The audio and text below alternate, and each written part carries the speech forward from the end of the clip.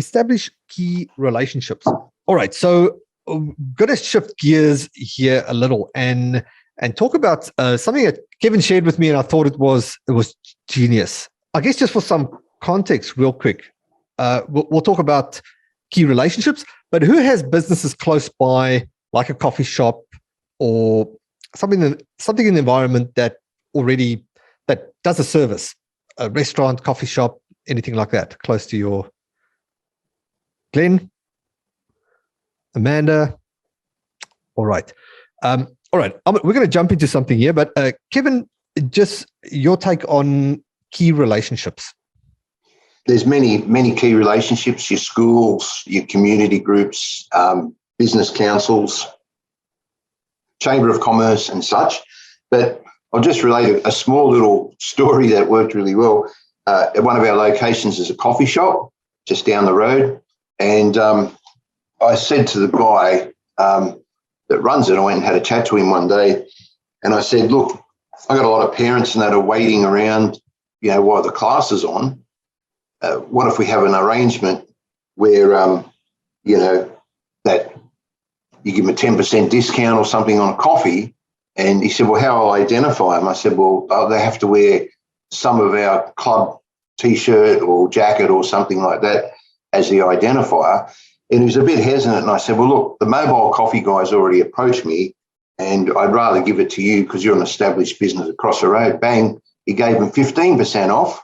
And so everyone goes down there, they wear one of our clothing items with our uniform, like my badge on it. Parents come and buy a shirt so they can go and get a coffee. And so they're advertising for us just to get their 15% off on their coffee. So coffee's addictive, obviously, but that was just a simple little technique by just having a bit of a chat to a service provider nearby that could facilitate something. So, it's just those little exercises that make a little bit of a difference in your area. And so just to break that down, right? So if you think of what is a business that's like a coffee shop that you can connect with in your area and set the condition, like what is the condition for the firstly for your members, like your members have got to wear, and I hope you guys got that, right? They can only get a discount when they walk around as a billboard, right? So they got to wear shirts. And Kevin, you were saying that you have parents buying T-shirts just to go get lots. Like, it was ridiculous, which was good. I didn't. So Kev, they pay $40 for a T-shirt to save 50 cents on their coffee. Believe it or not. Believe it or not. That's a true story. This is 100%. It's the psychology of it all. So you connect, you set the condition, and the condition obviously with the coffee shop, your members get to enjoy coffee, everyone wins, and you've got a free campaign, walking billboards running around for you. And the coffee shop guy sends people to us all the time. And that too. So seriously, so some people say, oh, I was at the coffee shop and the guy said, well, I should come over and talk about martial arts for my kids. I said, yeah, he's my number one fan.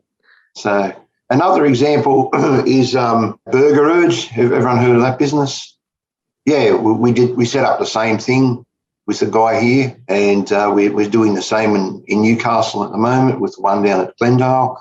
So they give you a discount, and people get to discount if they wear the shirt in there. And so the shirt for a discount deal is my new formula to success. All right. So First up, hands up. Who can use that? Right. Remember the capture cards we spoke about in the beginning? That is, go do the maths on that idea, right? Because if you put that to work, it's going to add a significant amount to your bottom line. All right, Kevin, any other key things to discuss in regards to key relationships? I think probably the biggest one, as we all do and we all should do, is we need to be the person when anyone thinks of martial arts in your area, they think of you. And you don't have to go around and tell them how great you are and how many people you beat to death and how many 400,000 world championships you've won and all that. It's just about martial arts and the benefits, as we know. a broad spectrum. You need to establish relationships with your local schools, local businesses, and as I said, Chamber of Commerce, Lions Club, and that.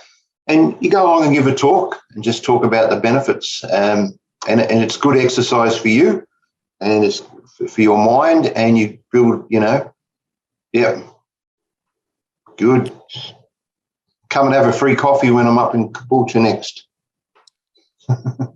So when you're everywhere you go, you're advertising yourself all the time.